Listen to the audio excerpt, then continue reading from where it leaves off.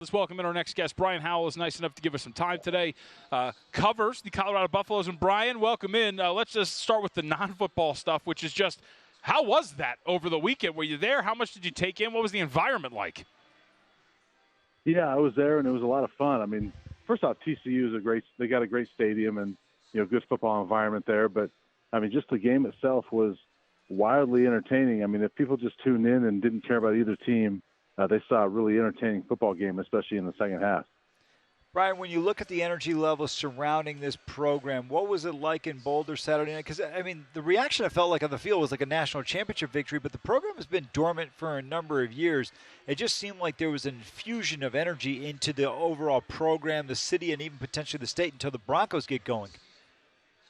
Yeah, I mean, it's been that way since December, honestly. And, this fan base has been starved for a winner, and they have felt all along throughout the offseason that Deion Sanders was going to deliver that. And so to actually go out there in week one and pull off a game like that, I mean, it just really added to that fuel for the fan base. And, people are just excited. I mean, they're being talked about nationally on, all the major shows today, and, fans are loving it. They're like, the thing I keep hearing is, what world am I living in that Colorado is being talked about like this? And so it's kind of insane.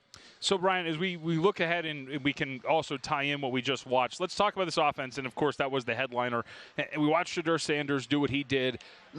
When you watched this team in camp and you saw what Sean Lewis offense was going to look like, is this exactly what you expected in terms of the tempo, the shots downfield? And is this what we should expect moving forward, or is this just taking advantage of a really poor TCU secondary?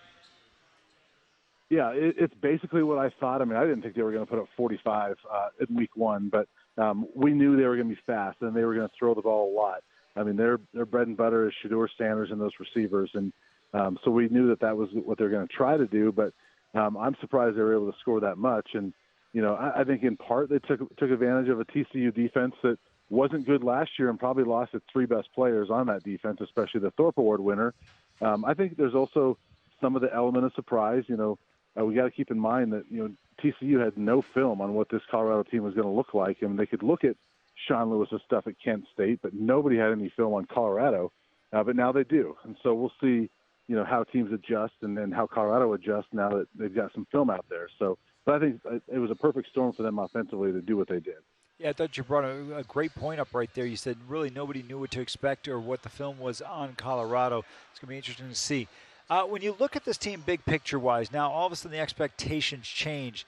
Do you feel like they can handle it? I know there's a lot of publicity that's been surrounding this team in the offseason and coming into the season, but how does it change overall now that it looks like they might be a team that's competitive in many, many games, whereas a 20-point dog, and now all of a sudden we were saying the line would probably be 7 if these two teams met today?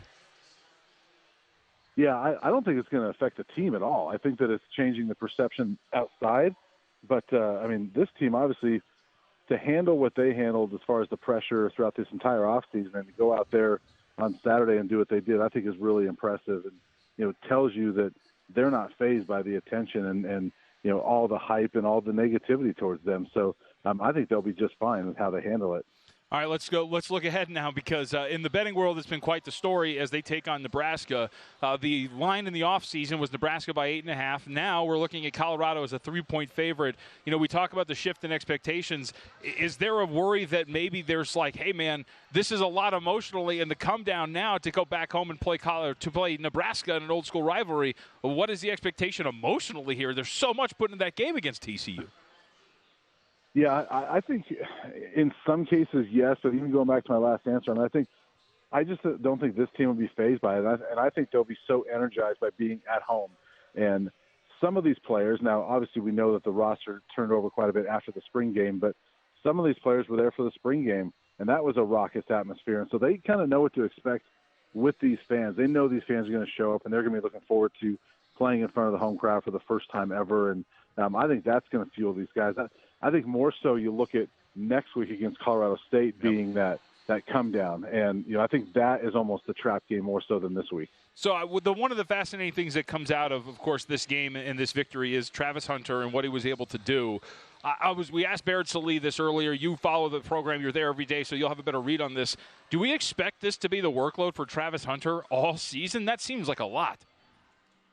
It does seem like a lot, and I don't know if they're going to do it all season. That seems like I don't know if you can keep up that pace. I mean, obviously they needed him in a game that was 45-42, but I would imagine they're going to look for ways to get him more breathers. They're going to hope that they can build some leads, and especially at home. Maybe you can get a 2-touchdown lead, and you can sit him for a series or two, and maybe against Colorado State, if you blow him out, then maybe you can sit him for a little bit there. So I can't imagine he plays 140, 145 snaps every week, but they say he can, so we'll see. I mean, I think it's going to get tested for sure. Rick George, the athletic director at Colorado, this is his 4th hire as a head coach now as the AD in Boulder. Was this kind of like the final opportunity for him? I mean, I was actually surprised he survived the previous 3 so many times that an athletic director is directly tied to the college football coach.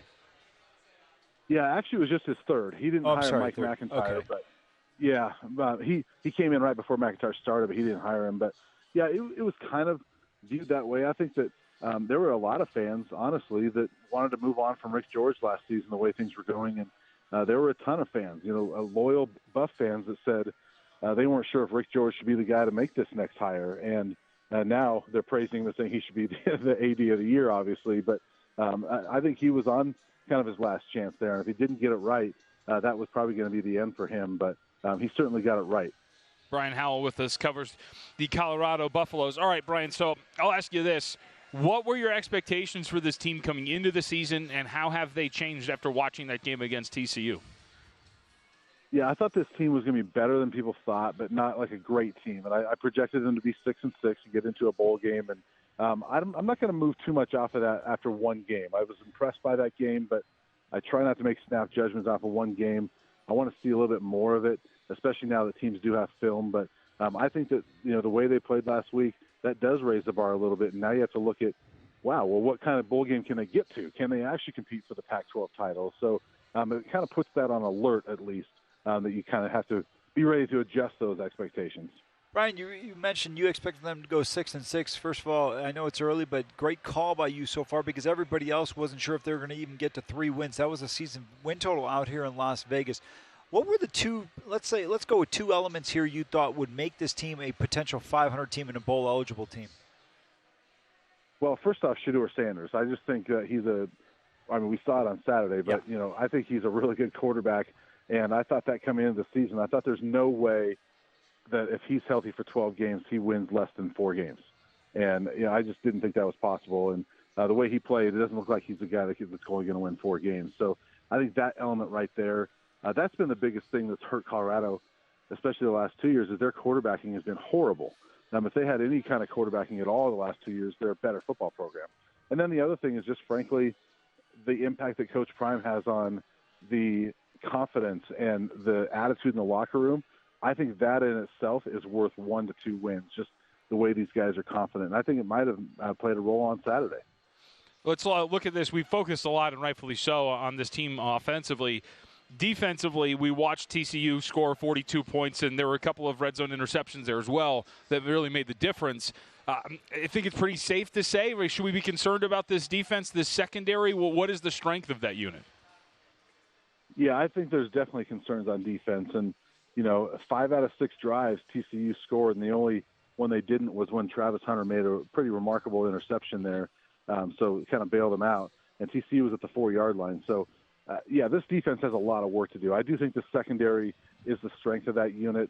The biggest concern I had coming in was the defensive line and whether they could stop the run, and they really didn't on Saturday. TCU, I think they ran for 190 yards after halftime and finished with over 2. I don't remember what their total was, but, Nebraska's going to look to run the ball at them and, run it up the middle and try to gash them with some of those big runs. And until CU proves they can stop the run, teams are going to do that. And I think that that's a big thing for Colorado going forward. They can't give up 42 points and 500 yards every week if they're going to get to a bowl game.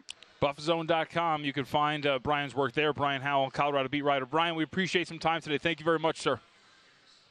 You bet. Thanks. Go to VSiN.com/subscribe to become a VSiN Pro subscriber today.